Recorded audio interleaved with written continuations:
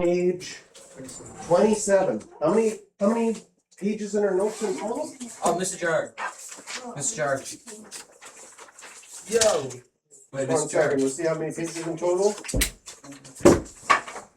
There's only like 34. There's only 34 pages. So next Jar. week, Wow, bro, we got that unit test. Mr. Jar. do you want to have another quiz before your test? Yeah, or do you want to just have have the quiz first. quiz before the test? Just- Let's have just a to quiz practice. next week, Wednesday. Next week, Wednesday. That means you can take all of your homework stuff, start making your cheat sheet for Wednesday. And There is a lot of new stuff on there. Okay. and if we have a cheat sheet, do you have these bonus mark? We're going to do that for the test. For the quiz, you just can use your cheat sheet. But for the test, if your cheat sheet is good, 2 bonus marks. Okay. If your cheat sheet is okay, I'll give you 1 bonus mark. But if you use your cheat sheet, you're giving up the bonus mark. So you have to hand in your cheat sheet, and only if you need to borrow it. But if you do a really good one and you don't need it because you made a really good one, then you get those 2 bonus marks. That sounds like a good plan. I like it. You've already killed one Friday. Yeah, bro. All right, It's just like so so quick. bad when it was hot in like 2 hours. The distributive property applies to division as well as multiplication. So if we have this, it is equal to the 4x squared has to get divided by the 2, and the 6x has to get divided by the 2. And since we've done division before, you know how to do this. Can you divide 4 by 2? You would get 2, and then we're just It's simple. the variables would stay there. Can you divide 6 by 2? Yep.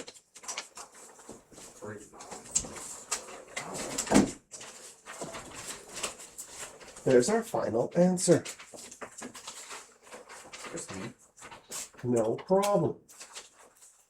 So that's like using the distributive property with dividing as well. If you're dividing by one thing, you can do the first one divided by it and the second one divided by it. It's kind of like unadding fractions. You know how to add fractions?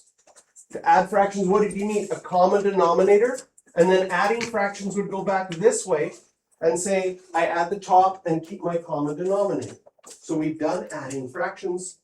Now, as a way of simplifying, sometimes we unadd fractions and undo what we've done before. So here, let's simplify each of these.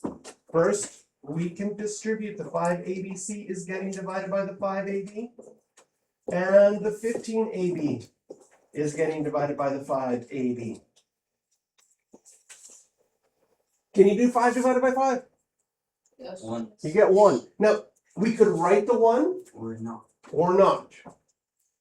Depending, we'll see. So I'm going to just be like, in my head, I've got a 1. If everything would, like if there wasn't this C here and everything canceled out and divided out perfectly, then you would just write a 1. But because it's a even C. But these A's are going to go away and become a 1. The B's are going to divide and become a 1. The 5's are going to divide and become a 1. And what are we left with? C. Just a C. I could write 1C or I could write just C. Both are fine. If you wrote 1C, I wouldn't be mad. 15 divided by 5. Oh, I like what Mr. Shirk was doing the other day and say, think about the sign first. I have a plus sign. Is that plus sign going to change? No. No, it's still going to be a plus sign. It won't change to a negative sign because there's no negatives in this. Then he did numbers. 15 divided by 5? 3. Anything cancel out? Is there going to be any A's left? No. No. B's left? No. No.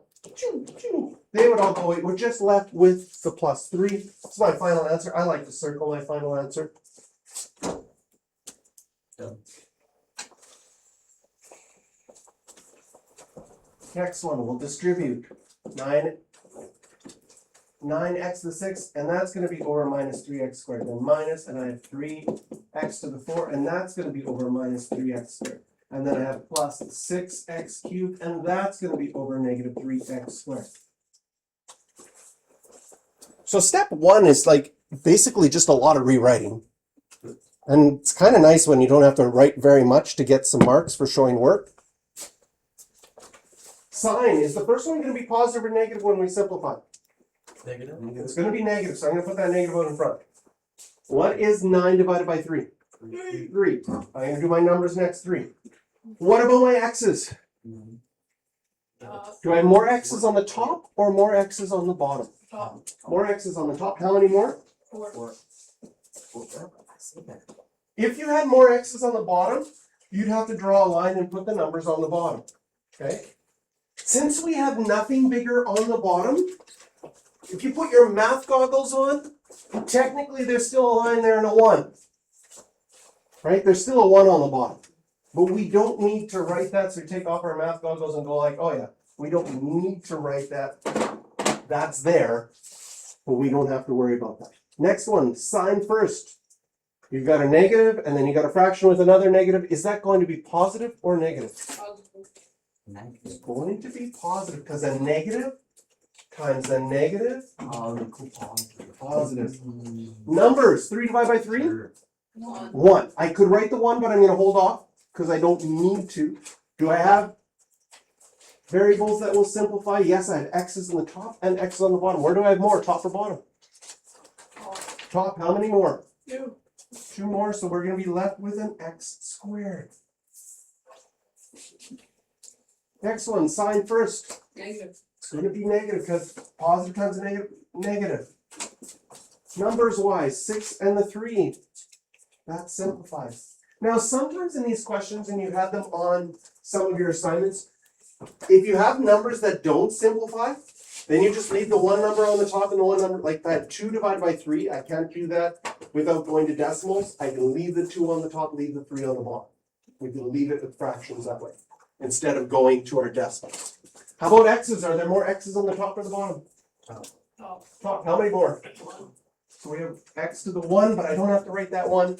I can have my math goggles on. That's my final answer, because are any of these like terms? No. No. So sometimes you can put things together. If you have like terms have the same variable. You're like, ooh, they all have x's. But they also have to have the same exponent with that variable. So this is not a like because it's x to the 4 and x squared. The exponents are different. The numbers in front don't matter. That just tells you how many you have of something. But for two terms to be like terms, you have to have the same variable and the same exponent. Okay, 2 for you to try. And I'll put up the answers in a second. So try these 2 on your own.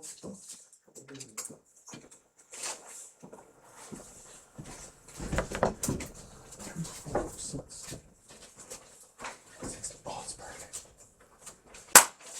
It's perfect. Bro, Mr. Shirk freaking left us for Friday. Bro, he's not even here for Friday. Pushing That's out. a good one. No. He said. This one, do that first step where you write each of them.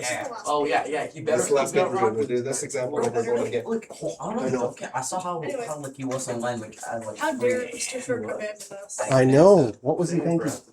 He sent me a text. He is I sick. like. I don't We think. can't continue. How come he gets lucky and he gets sick and I don't get sick? I'm always here. Well, you weren't here yesterday. Yesterday though, I had to sub though. I was a substitute Well, that's principal. And you guys, you were supposed to get in trouble to come visit me and nobody did. I was a substitute principal. You could have like started a fire in science class or something. Okay, uh-oh. I'm still recording. I could get in trouble. I better pause the video. Hopefully, maybe I did. No, I didn't. Like, I'm not joking. In 2025, I never was gonna. 16 divided by 4 gives you the 4. Yesterday, no, I was joking. Yesterday, I ran like 15 minutes in a row. The x's, do you see there's an x at the top and the bottom and exactly the same? Choo, choo. That would go away. With a z on the top and the bottom. Choo, choo. What are we left with? Just a y. That is our final answer. Oh, gee, right. Step 1, rewrite each of these. Oh my goodness, look at all of those letters. It's fine.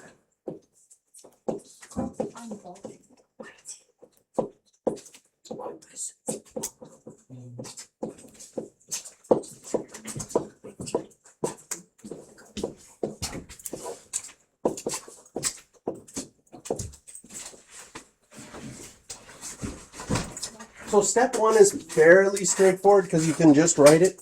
Step two, let's simplify each of these. Look at the sign first. Is the first one going to be positive or negative? Negative. Then numbers. Can you do 16 divided by 4? Yes. What do you get? 4. 4. Are there more A's on the top or the bottom? Top. How many more? 2. 2. More B's on the top or the bottom? Top. How many more? 1. 1. Just be. More C's on the top or the bottom? So on top. Still on top. There's no C's on the bottom, right? So we still be like, oh, I still have C squared. What about, same thing with D, right? Second one, positive or negative? Positive. Positive. Numbers. 4 divided by 4? 1. 1. So I could write a 1 or I can hold off because we can, with our math goggles, we can have a 1 there. A's. More A's on the top or the bottom? Same. Same. So they'll go away and you'll just have 1. And B. So and the B's go away. And we're just left with 1 C, but we can just write a C. We can write the 1. It's not wrong if you write the 1. Next one, positive or negative? Negative times negative, positive. Excellent. 28 divided by 4. 7. 7. Good job. More A's on the top or the bottom? Or is it the same? More A's on the, how many more on the top? 1. 1 more. More B's on the top or the bottom? 5. On the top, there's 5 more. No. More D's on the top or the bottom? Well, there's only the D on the top. Are any of these like terms? No. They would have to have all the variables with exponents the same. We are done. One more example to go, and then Dumb joke. I'll get it past. I'll get that a little closer for you guys. I don't know, but when we ask You know that length times width is area. Area equals length times width. Did you know that in algebra we start doing just this? Get rid of that times symbol in between, because if two variables are smushed together, it means multiplication.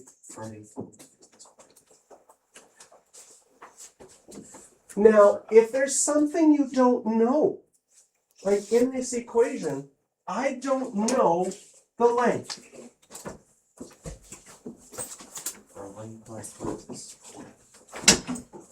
Does it make sense that if I wanted to move this W to the other side, the opposite of multiplying is dividing, and that your length would equal your area divided by your width?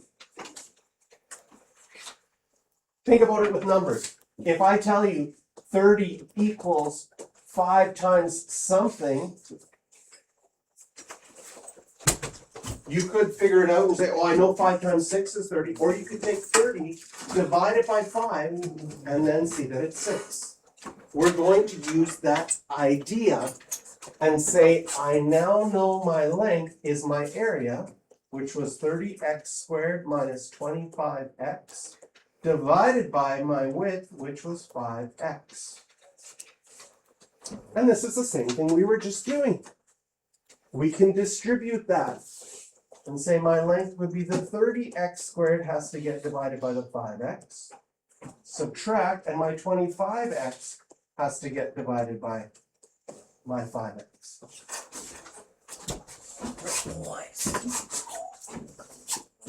First one. Is it going to be positive or negative? The very first one. Positive. Positive. And what is 30 divided by 5? Oh, I kind of gave this away already. Do you have more x's on the top or the bottom? Top. Top. How many more? 1. 1 more. Excellent. Second one, positive or negative? Positive. Oh, negative. There's only the one negative sign, so it stays negative. What's 25 divided by 5? 5. 5. More x's on the top or the bottom? The same. So they'd go away and become 1. So we're just 6x minus 5. And we are done.